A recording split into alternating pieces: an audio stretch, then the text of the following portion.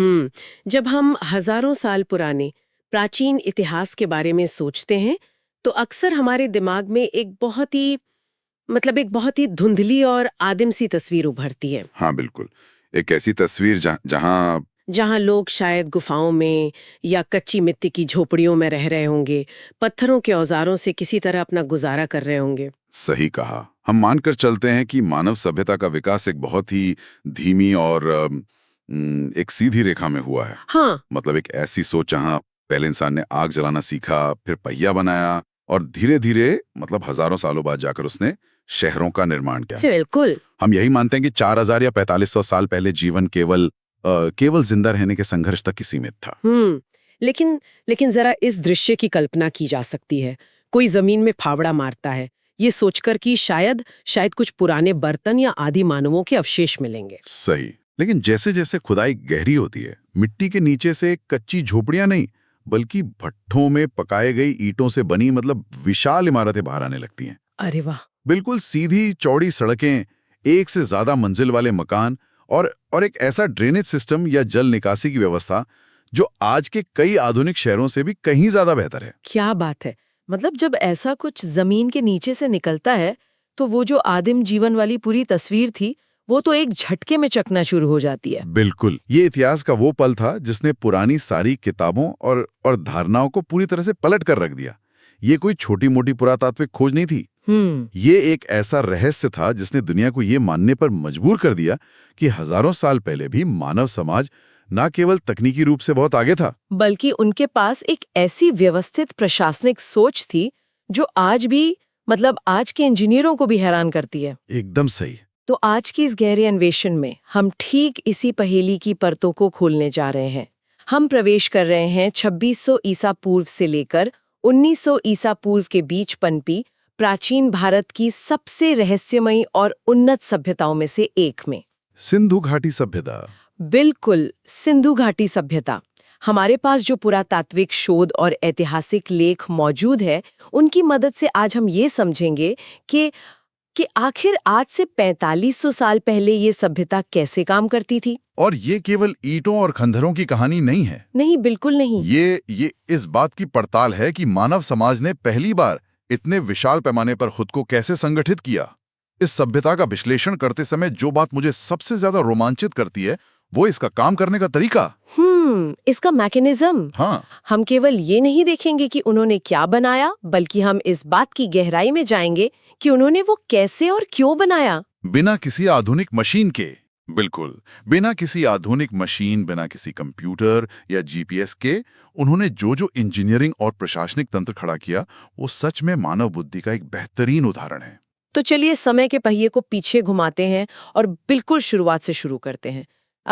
इससे पहले कि हम इस सभ्यता की चकाचौंध करने वाली तकनीक को समझें, ये जानना जरूरी है कि ये दुनिया के सामने आई कैसे। हाँ, इतने लंबे समय तक ये जमीन के नीचे दबी कैसे रही। देखिए, 20वीं सदी की शुरुआत तक पश्चिमी दुनिया और इतिहासकारों का एक बहुत बड़ा वर्ग यही मानता था कि विश्व की सबसे प्राचीन सभ्यताएं केवल मिस्र और मेसोपोटामिया के इलाकों तक ही सीमित थी। इजिप्ट और मेसोपोटामिया। हाँ, भारत के इतिहास को बहुत बाद के कालखंड से जोड़कर देखा जाता था। लेकिन फिर 1920 का दशक आया जिसने सब कुछ बदल दिया। स्रोतों के अनुसार 1921 में पुरातत्वविद दयाराम साहनी जी ने हड़प्पा नाम की जगह पर खुदाई शुरू की। सही। और उसके ठीक एक साल बाद 1922 में राखालदास बैनर्जी जी ने मोहनजोदाड़ो की खोज की। तो जब ये दो विशाल शहर जमीन के नीचे से निकले तो ये केवल कुछ इमारतों का मिलना नहीं था, है ना? बिल्कुल नहीं। ये इस बात का स्पष्ट प्रमाण था कि भारत में भी हजारों साल पहले एक ऐसी सभ्यता मौजूद थी जो विश्व की किसी भी अन्य प्राचीन सभ्यता के न केवल बराबर खड़ी थी बल्कि कई मायनों में उनसे कहीं आगे थी। बिल्कुल। और इन खोजों ने भौगोलिक रूप से भी इतिहासकारों को पूरी तरह से चौंका दिया था। वो कैसे? शुरुआत में लगा कि शायद ये एक या दो अलग थलग बड़े शहर होंगे। हाँ। लेकिन जैसे जैसे दशकों तक और खुदाई हुई, इस सभ्यता का विशाल आकार सामने आने लगा। यह केवल सिंधु नदी के किनारे तक सीमित नहीं थी। हाँ, अगर हम आज के नक्शे पर इसका विस्तार देखें तो ये अविश्वसनीय लगता है। मतलब पाकिस्तान के सिंध और पंजाब क्षेत्र से लेकर हाँ, भारत के गुजरात, राजस्थान, हरियाणा और पश्चिमी उत्तर प्रदेश तक ये पूरी सभ्यता फैली हुई थी। बिल्कुल। हड़प्पा और मोहनजोदड़ो के साथ साथ धौलावीरा और लोथल जैसे प्रमुख नगर इसके विस्तार की गवाही देते हैं। लेकिन यहाँ मेरे मन में एक बहुत बड़ा सवाल उठता है। बताइए। इतने विशाल भौगोलिक क्षेत्र में फैले होने के बावजूद इन सभी शहरों में एक अजीब सी समानता देखने को मिलती है। मतलब ये कैसे संभव हुआ? और यही वो बिंदु है जहां ये सभ्यता अपने समकालीनों से बिल्कुल अलग हो जाती है।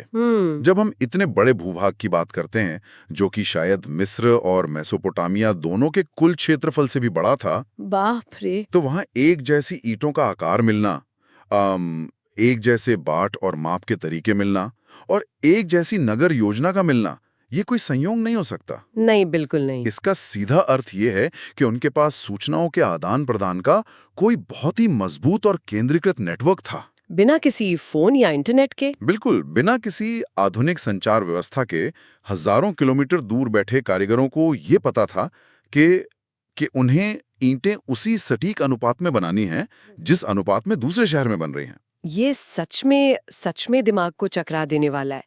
और जब हम इन शहरों की संरचना को देखते हैं तो ऐसा लगता है जैसे हम किसी आधुनिक स्मार्ट सिटी का ब्लूप्रिंट देख रहे हो। Grid system. हाँ, ग्रिड सिस्टम।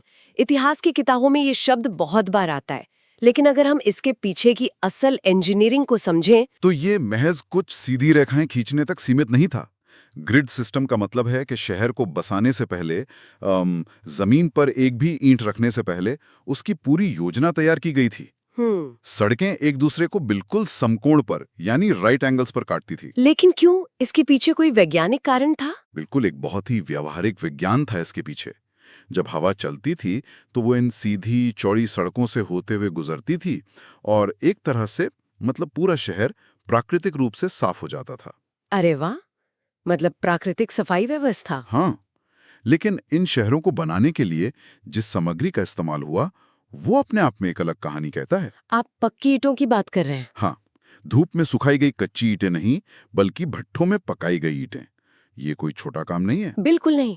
मतलब करोड़ों ईंटों को एक समान आकार में ढालना और उन्हें पकाना। और मुझे लगता है कि पक्की ईंटों का उपयोग ये भी दर्शाता है कि उन्हें मौसम और जलवायु के मतलब बहुत गहरी समझ थी। बिल्कुल सही। क्योंकि ये सभ्यता नदियों के किनारे बसी थी, जहाँ बाढ़ का खतरा तो हमेशा बना रहता था। कच्ची ईंटें तो पानी में घुल जाती, लेकिन आग में पकी हुई ईंटें पानी का सामना कर सकती हैं। एकदम सटीक बात कही आपने। और इन ईंटों को बनाने के लिए विशाल भट्टों का निर्माण किया गया होगा, जिसके लिए भारी मात्रा में लकड़ी और ईंधन जुटाया गया होगा। ये एक बहुत बड़े मानकीकृत उद्योग की ओर इशारा करता है, जहां एक पूरी सप्लाई चेन काम कर रही होगी। और ईंटों और पानी के इसी टकराव से मुझे इस सभ्यता की उस खूबी की याद आती है जो शायद आज तक सबसे ज्यादा प्रसिद्ध है। Drainage system. हाँ, उनकी जल निकासी प्रणाली। आज हम देखते हैं कि मतलब आधुनिक शहरों में थोड़ी सी भारी बारिश हो जाए तो सड़कें तालाब बन जाती हैं। जलभराव की समस्या तो आज के इंजीनियरों के लिए भी सिरदर्द है। बिल्कुल है। लेकिन 4500 साल पहले सिंधु घाटी के लोगों ने इसका एक स्थायी समाधान निकाल लिया था। और वो समाधान कोई साधारण नालियां बनाना नहीं था। नहीं। उनके ड्रेनेज सिस्टम के पीछे की इंजीनियरिंग को समझना बहुत जरूरी है। हर घर का गंदा पानी एक छोटी नाली के जरिए गली की मुख्य नाली में जाता था। ये मुख्य नालियां पक्की ईंटों से बनी थीं और सबसे बड़ी बात, उनके ऊपर ढक्कन रखे जाते थे। ढक्कन रखने का मतलब है कि वो लोग साफ सफाई और रख रखाव के बारे में भी सोच रहे थे। बिल्कुल। उन नालियों में जगह जगह मैनहोल या सोख्ते बनाए गए थे, जिन्हें अंग्रेजी में सोक पिट्स कहते हैं, ताकि ठोस कचरा वहीं रुक जाए और नाली का बहाव ना रुके। क्या बात है। सफाई कर्मचारी उन ढक्कनों को हटाकर कचरा निकाल सकते थे। इसके अलावा पानी के निर्बाध बहाव के लिए ढलान की जो सटीक गणना की गई थी वो सच में हैरान करती है। स्लोप। हाँ, स्लोप। वो उनके गुरुत्वाकर्षण या ग्रेविटी के गहरे ज्ञान को दिखाता है। पानी को बिना किसी पंप के पूरे शहर से बाहर निकालने के लिए हर नाली का एक निश्चित कोण पर झुका होना जरूरी था। जब हम इस तरह की स्वच्छता और पानी के प्रबंधन की बात करते हैं तो मुझे लगता है मोहनजोदड़ो का महान स्नानागार या ग्रेट बाथ, उसका जिक्र आना स्वाभाविक है। बिल्कुल। देखने में तो ये आज के किसी आधुनिक स्विमिंग पूल जैसा लगता है, लेकिन जो चीज मुझे सबसे ज्यादा हैरान करती है वो है इसे वाटर टाइट या जल रोधी बनाने की तकनीक। हाँ, महान स्नानागार का निर्माण उनकी बेहतरीन इंजीनियरिंग का एक और चरम है। मतलब ईंटों को केवल एक के ऊपर एक रखा नहीं गया था। पानी को रिसने से रोकने के लिए उन्होंने ईंटों के बीच डामर या प्राकृतिक तारकोल की एक परत बिछाई थी, जिसे बिटुमिन कहते हैं। हाँ, तारकोल। ये उस समय की एक बेहद उन्नत रासायनिक और भौतिक समझ को दर्शाता है। और दिलचस्प बात यह है कि ये स्नानागार सिर्फ नहाने की जगह नहीं माना जाता।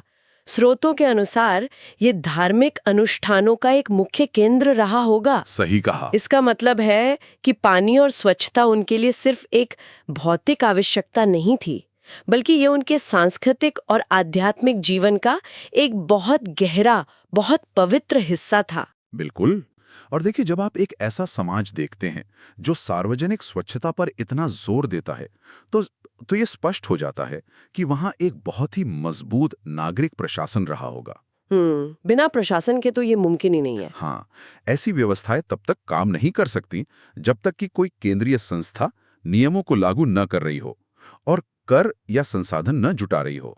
और यही बात हमें एक बहुत ही बड़े और तार्किक सवाल की ओर ले जाती है। क्या? देखिए, कोई भी शहर सिर्फ ईंटों और पानी की नालियों से तो नहीं चलता। बिल्कुल नहीं। इन शानदार शहरों को बनाने, उन्हें मेंटेन करने और करोड़ों ईंटों को पकाने वाले भट्टों को चलाने के लिए भारी भरकम संसाधनों और धन की जरूरत होती है। हाँ। तो ये सारा पैसा, ये सारा संसाधन आखिर आ कहां से रहा था? ये एक बहुत ही महत्वपूर्ण सवाल है। इस विशाल ढांचे को खड़ा करने के लिए एक बहुत ही शक्तिशाली और अधिशेष पैदा करने वाली अर्थव्यवस्था की आवश्यकता थी। अधिशेष मतलब सरप्लस? हाँ, सरप्लस मतलब उनकी जरूरत से ज्यादा उत्पादन। और उनकी ये अर्थव्यवस्था हवा में नहीं बल्कि जमीन पर कृषि और व्यापार के मजबूत स्तंभों पर टिकी हुई थी। अगर हम कृषि की बात करें तो स्रोत बताते हैं कि गेहूं और जौ उनकी प्रमुख फसलें थीं। लेकिन यहाँ एक ऐसी चीज का जिक्र मिलता है जो मानव इतिहास के लिए एक टर्निंग पॉइंट साबित हुई, कपास। बिल्कुल। मतलब दुनिया में सबसे पहले कपास की खेती इसी सभ्यता में शुरू हुई थी। इसका मतलब है कि आज हम दुनिया भर में जो सूती कपड़े पहनते हैं, उसका बीज 4500 साल पहले इसी जमीन पर बोया गया था। ये सोचना ही कितना अद्भुत है। और देखिए, कपास का उगाया जाना कोई साधारण कृषि विकास नहीं था।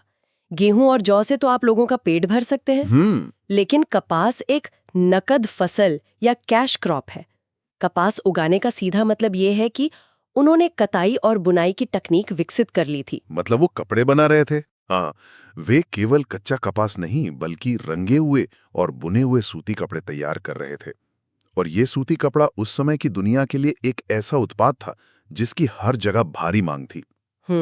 इसने उन्हें महज एक कृषि प्रधान समाज से निकालकर एक बहुत बड़े निर्यातक में बदल दिया। और ये निर्यात या व्यापार केवल आपस के शहरों तक सीमित नहीं था। बिल्कुल नहीं। जब हम स्रोतों का गहराई से अध्ययन करते हैं तो पता चलता है कि वे धातु के औजार, आभूषण और मिट्टी के बेहद खूबसूरत बर्तन बना रहे थे और इन्हें दूर दूर तक पहुंचा रहे थे। सबसे चौंकाने वाला तथ्य तो ये है कि इस सभ्यता का व्यापार सीधे मेसोपोटामिया तक होता था। ये एक वैश्विक व्यापार नेटवर्क था। लेकिन यहाँ मुझे एक बात समझ नहीं आती। बिना आज के विशाल मालवाहक जहाज़ों के, बिना जीपीएस या सैटेलाइट नेविगेशन के, हजारों साल पहले मेसोपोटामिया जैसे दूरस्थ क्षेत्रों के साथ इतना भारी अंतर्राष्ट्रीय व्यापार कैसे संभव हुआ होगा? इसका जवाब हमें गुजरात में स्थित लोथल नाम के एक प्राचीन बंदरगाह नगर में मिलता है। लोथल? हाँ, लोथल की खोज ये साबित करती है कि वे केवल जमीन पर ही नहीं बल्कि समुद्र के रास्तों के भी बहुत बड़े जानकार थे। वहां एक बहुत बड़ा डॉकयार्ड या गोदीवाड़ा मिला है। अच्छा। पक्की ईंटों से बना ये बेसिन इस तरह से डिजाइन किया गया था कि समुद्र में आने वाले ज्वार भाटे यानी टाइड्स का फायदा उठाकर जहाज सीधे डॉकयार्ड के अंदर आ सकें और माल लाद सकें। अरे बाप रे, ये कल्पना करना ही कितना अद्भुत है कि आज से 4500 साल पहले लोथल के बंदरगाह पर जहाजों में सूती कपड़े, आभूषण और धातु के बर्तन लादे जा रहे हैं। बिल्कुल। और फिर नाविक खुले अरब सागर में तारों की दिशा देखकर मेसोपोटामिया की ओर निकल रहे हैं। ये एक पूरी ग्लोबल सप्लाई चेन थी। हाँ, एक एक कड़ी जुड़ी हुई थी। खेती करने वाले किसान, सूत काटने वाले जुलाहे, तांबा और कांसा पिघलाने वाले कारीगर और लंबी यात्राएं करने वाले व्यापारी, सब एक दूसरे पर निर्भर थे। और जब अर्थव्यवस्था इतनी मजबूत होती है तो समाज का स्वरूप भी बदल जाता है। बिल्कुल बदलता है। उनके पास खाने की कमी नहीं थी, व्यापार से आ रही अकूत संपत्ति थी। लेकिन इतिहास का सामान्य नियम क्या कहता है? यही कि जहां संपत्ति होती है वहां उसे लूटने वाले भी होते हैं। सही। और उस संपत्ति को बचाने के लिए विशाल सेना है और विनाशकारी हथियार भी होते हैं। और यहीं पर यह सभ्यता इतिहास के सभी स्थापित नियमों को तोड़ देती है। हाँ। अगर हम मिस्र या मेसोपोटामिया का इतिहास देखें तो वहां हमें बड़े बड़े युद्धों के प्रमाण मिलते हैं।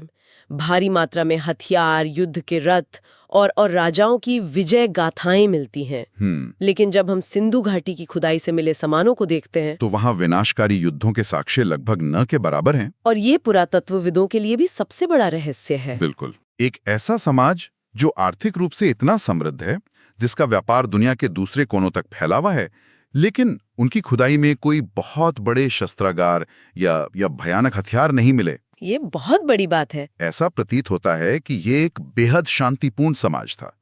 मतलब ऐसा लगता है कि उन्होंने अपनी सारी ऊर्जा, अपनी सारी बुद्धि युद्ध लड़ने और साम्राज्य विस्तार करने में नहीं लगाई, बल्कि कला, व्यापार, नगर योजना और नागरिक सुविधाओं को बेहतर बनाने में लगा दी। बिल्कुल। शांतिपूर्ण सह अस्तित्व का ऐसा उदाहरण प्राचीन दुनिया में मिलना लगभग नामुमकिन है। सही बात है। लेकिन ऐसे समाज का मानसिक और आध्यात्मिक जीवन कैसा रहा होगा? उनके धर्म और विश्वास क्या थे? देखिए, स्रोतों के अनुसार हमें कई मोहरें मिली हैं, सील्स मिली हैं, जिन पर अलग अलग आकृतियां बनी हैं। इनमें से एक मोहर पर ध्यान मुद्रा में बैठे एक देवता की आकृति है, जिसे कुछ विद्वान पशुपति का रूप मानते हैं। प्रमाण मिलते हैं ना? हाँ, मिट्टी की छोटी मूर्तियों के रूप में पाए गए हैं ये चीजें। ये संकेत देती हैं कि प्रकृति, उर्वरता और जानवरों का उनके जीवन और अध्यात्म में बहुत गहरा और पवित्र स्थान था। वे शायद प्रकृति की उन शक्तियों की पूजा करते थे जो उनके कृषि और जीवन का आधार थीं। लेकिन यहाँ आकर हम एक ऐसी दीवार से टकरा जाते हैं जिसे आज तक पार नहीं किया जा सका है। आप लिपि की बात कर रही हैं? हाँ, बिल्कुल। मतलब हम उनकी इमारतों की संरचना समझ गए, उनके ड्रेनेज सिस्टम का ढलान समझ गए, लोथल का डॉकयार्ड भी समझ गए। लेकिन हम उनके विचारों, उनके कानूनों और उनके देवी देवताओं की असल कहानी को पूरी तरह से नहीं समझ सकते। और इसका इकलौता कारण है उनकी लिपि। सही कहा। सिंधु घाटी सभ्यता की लिपि आज तक पढ़ी नहीं जा सकी है। इसे एक बहुत ही दिलचस्प तरीके से समझा जा सकता है। कैसे? ये बिल्कुल वैसा है जैसे किसी को खुदाई में एक बहुत ही उन्नत, हजारों साल पुरानी हार्ड ड्राइव मिल जाए। अरे वाह, ये उपमा बहुत सटीक है ना? बाहर से देखने पर पता चल रहा है कि ये कितनी शानदार तकनीक से बनी है। हम जानते हैं कि इस हार्ड ड्राइव के अंदर एक पूरी दुनिया की जानकारी, उनका साहित्य, उनके कानून, सब कुछ दर्ज है। लेकिन वो हार्ड ड्राइव पासवर्ड प्रोटेक्टेड है। बिल्कुल। हमारे पास एक ऐसा हार्डवेयर मौजूद है जो पूरी तरह से काम कर रहा है। हम उसके पुर्जे देख सकते हैं, लेकिन हम उसका ऑपरेटिंग सिस्टम नहीं समझ पा रहे हैं। हाँ, और वो पासवर्ड उस लिपि का ज्ञान है जो समय के साथ हमेशा के लिए खो गया। उनके द्वारा छोड़ी गई मोहरों पर कुछ चिन्ह बने हैं, कुछ चित्र हैं, लेकिन वे चिन्ह किस ध्वनि या किस विचार का प्रतिनिधित्व करते हैं, ये हम आज तक नहीं जान पाए हैं। हम केवल उनके भौतिक अवशेषों को देखकर अनुमान लगा रहे हैं। मतलब जब तक हम उनकी भाषा नहीं पढ़ लेते, तब तक पशुपति, मातृ देवी या उनके शांतिपूर्ण होने का हमारा कोई भी निष्कर्ष केवल एक अधूरा अनुमान ही रहेगा। बिल्कुल सही। ये अधूरापन एक बेचैनी भी पैदा करता है और एक गहरा रहस्य भी। लेकिन इस पूरी कहानी का जो अंतिम अध्याय है, वो शायद सबसे ज्यादा चौंकाने वाला और विचार करने योग्य है। पतन का अध्याय। हाँ, हम एक ऐसी सभ्यता की बात कर रहे हैं जिसके पास बेहतरीन नगर योजना थी, जो मेसोपोटामिया तक समुद्र के रास्ते व्यापार करती थी, जिनके शहर प्राकृतिक हवा से साफ होते थे और जिनका ड्रेनेज सिस्टम आधुनिक दुनिया को टक्कर देता था। बिल्कुल। ऐसा क्या हुआ कि लगभग 1900 ईसा पूर्व के आते आते ये पूरी की पूरी महान सभ्यता बिखरने लगी, पतन की ओर चली गई और आखिरकार इतिहास के पन्नों से गायब हो गई? देखिए, इतनी विशाल और व्यवस्थित सभ्यता का पतन किसी एक घटना का परिणाम नहीं हो सकता। इतिहासकार और वैज्ञानिक आज भी इस पर शोध कर रहे हैं। लेकिन जो सबसे प्रमुख कारण सामने आते हैं वो सीधे तौर पर प्रकृति से जुड़े हुए हैं। संभावित कारणों में जलवायु परिवर्तन या क्लाइमेट चेंज सबसे ऊपर है। जलवायु परिवर्तन, हम अक्सर सोचते हैं कि ये तो मतलब आज की आधुनिक दुनिया की समस्या है, कार्बन एमिशंस का नतीजा है। हाँ, 4500 साल पहले जलवायु परिवर्तन ने एक पूरी सभ्यता को कैसे खत्म कर दिया? पृथ्वी का जलवायु चक्र हमेशा बदलता रहा है। शोध बताते हैं कि उस समय मानसून के पैटर्न में बहुत बड़ा बदलाव आया होगा। अच्छा, बारिश कम होने लगी होगी। इसके अलावा जिस नदी तंत्र के किनारे ये शहर बसे थे, खासकर सिंधु और विलुप्त हो चुकी सरस्वती नदी, भौगोलिक हलचलों के कारण उन नदियों ने अपना मार्ग बदल लिया या वे सूखने लगी। भौगोलिक हलचलें मतलब टेक्टोनिक शिफ्ट्स। हाँ, भूकंप या टेक्टोनिक शिफ्ट्स। इसका मतलब है कि पूरा का पूरा आर्थिक और सामाजिक ढांचा ताश के पत्तों की तरह ढह गया होगा। बिल्कुल। क्योंकि उनकी खेती, उनका व्यापार और उनके पीने का पानी सब कुछ तो नदियों पर ही निर्भर था। एकदम सही। जब नदियां सूख गईं या उन्होंने रास्ता बदल लिया तो कृषि का वो भारी सरप्लस खत्म हो गया। जब खाने को नहीं होगा तो आप पक्की ईंटों के भट्टे कैसे चलाएंगे? सही बात है। जब भट्टे नहीं चलेंगे तो शहर कैसे बनेंगे? धीरे धीरे लोगों को उन उन्नत शहरों को छोड़कर छोटी बस्तियों में या दूसरी जगहों पर पलायन करना पड़ा होगा। ये पतन हमें एक बहुत ही कठोर सच्चाई की याद दिलाता है। वो क्या? ये सच्चाई कि प्रकृति से बड़ा कोई नहीं है। इंसान चाहे कितनी भी उन्नत तकनीक विकसित कर ले, कितने भी शानदार शहर बसा ले, वो अंततः अपने पर्यावरण और प्रकृति के रहमो करम पर ही निर्भर है।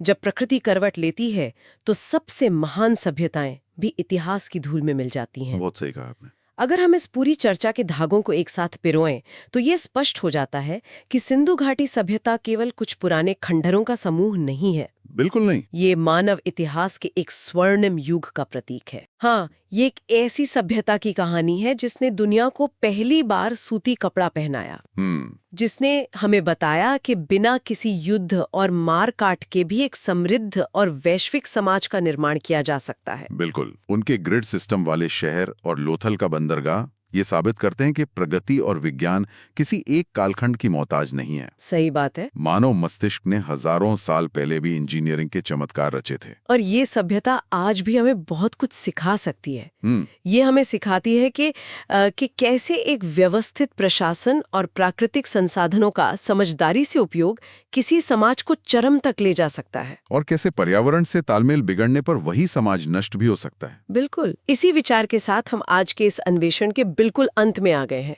लेकिन जाने से पहले यहाँ एक ऐसा विचार है जो हमारी इस चर्चा से ही निकलता है, पर हमें एक बिल्कुल नई दिशा में सोचने पर मजबूर कर देता है। बताइए। ये कल्पना करने वाली बात है कि क्या होगा अगर कल या भविष्य में किसी दिन कोई नया पुरातात्विक सुराग मिल जाए, या कोई बहुत ही उन्नत एआई उस पासवर्ड प्रोटेक्टेड लिपि को क्रैक कर ले। हाँ, क्या वो लिपि हमारे अब तक के सारे अनुमानों पर मोहर लगाएगी, या फिर क्या उस पुरानी हार्ड ड्राइव के खुलने पर हमें उस शांतिपूर्ण और उन्नत समाज की कोई ऐसी चौंकाने वाली सच्चाई पता चलेगी जो